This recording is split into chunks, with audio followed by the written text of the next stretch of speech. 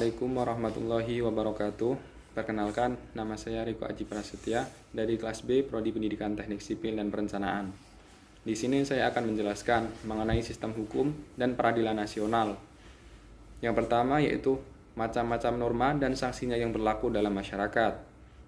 Ada norma susila, yaitu peraturan hidup yang berasal dari hati nurani manusia. Contohnya yaitu bersikap jujur. Sanksi dari norma susila ini berupa penyesalan. Kemudian ada norma kesopanan, yaitu ketentuan hidup yang berasal dari pergaulan dalam masyarakat. Contohnya yaitu yang muda harus menghormati yang lebih tua. Sanksinya adalah berupa celaan, hinaan, ataupun dikucilkan oleh masyarakat sekitar. Kemudian ada norma agama, yaitu ketentuan hidup yang berasal dari Tuhan Yang Maha Esa, berisi larangan, perintah, dan ajaran yang bernilai fundamental. Contohnya yaitu kita tidak boleh membunuh sesama manusia. Sanksi dari norma agama ini akan diberikan oleh Tuhan secara langsung di akhirat nanti.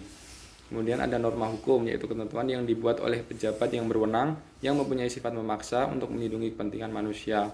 Contohnya yaitu ada pada pasal 362 KUHP. Sanksinya yaitu berupa pidana penjara ataupun denda. Yang kedua yaitu ada pengertian dan penggolongan hukum.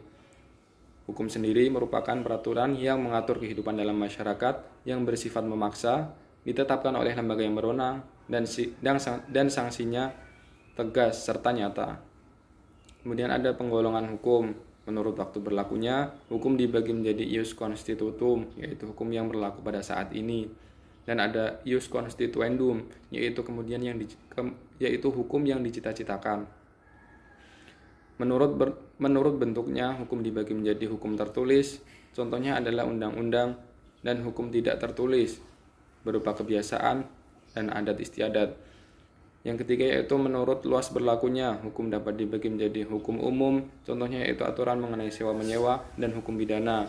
Hukum khusus, contohnya yaitu aturan mengenai sewa-menyewa rumah, dan hukum pidana militer. Kemudian ada menurut fungsinya, hukum dapat dibagi menjadi hukum material dan hukum formal. Hukum material yaitu aturan hukum yang berwujud perintah ataupun larangan, contohnya yaitu hukum pidana. Sedangkan hukum formal yaitu aturan hukum yang mengatur bagaimana cara melaksanakan hukum material, contohnya yaitu hukum acara pidana.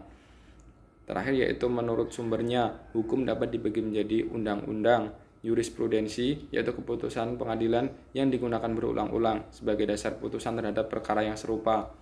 Kemudian ada traktat atau perjanjian internasional, yaitu persetujuan atau perjanjian antar satu negara dengan negara yang lain. Yang keempat yaitu ada kebiasaan, dan yang kelima yaitu ada doktrin, yaitu pendapat yang dikemukakan oleh para sarjana terkemuka mengenai suatu hal. Bahasan selanjutnya yaitu ada lembaga peradilan di Indonesia dan peranannya. Yang pertama ada MA, berperan sebagai pengadilan tertinggi di Indonesia. Yang kedua ada Mahkamah Konstitusi atau MK, memiliki peran memutuskan pembubaran partai politik. Yang ketiga ada KY, menegakkan dan menjaga gerak-gerik hakim di lingkungan peradilan. Yang keempat, Pengadilan Negeri, berperan sebagai pihak yang memeriksa dan memutuskan perkara pidana di tingkat pertama. Yang kelima yaitu ada Pengadilan Tinggi, mengadili pidana di tingkat banding atau provinsi. Yang keenam yaitu ada Peradilan Agama, berperan memeriksa, memutuskan, dan menyelesaikan beberapa perkara seperti pernikahan, warisan, hak asuh anak, dan juga wakaf. Yang ketujuh ada Peradilan Militer, yaitu melaksanakan dan menegakkan hukum di lingkungan angkatan bersenjata. Yang kedelapan yaitu ada Lembaga Peradilan Militer Tinggi, yaitu berperan sebagai pihak yang menyelesaikan, memutuskan, dan memeriksa suatu perkara pidana di bidang militer pada tingkat banding atau provinsi. Yang kesembilan yaitu ada Lembaga Peradilan Tata Usaha Negara, yaitu berperan sebagai pihak yang menyelesaikan sengketa tata usaha negara di tingkat pertama. Kemudian yang terakhir, yang ke-10 yaitu Lembaga Pengadilan Tinggi Tata Usaha Negara.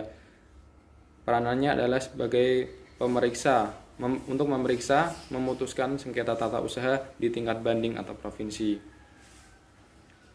Bahasan yang terakhir yaitu bagaimana sikap ideal warga negara terhadap ketentuan hukum yang berlaku di Indonesia.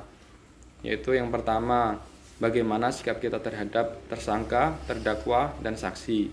Kedua yaitu bersikap menghormati asas praduga tak bersalah. Yang ketiga yaitu menghormati hak tersangka dalam proses penyidikan dan pemeriksaan. Yang keempat yaitu memberikan bantuan hukum pada tersangka ataupun terdakwa. Yang kelima yaitu menghormati profesi dan hak-hak penasihat hukum. Yang keenam, menghormati lembaga bantuan hukum. Dan yang ketujuh yaitu memahami jenis-jenis bantuan hukum.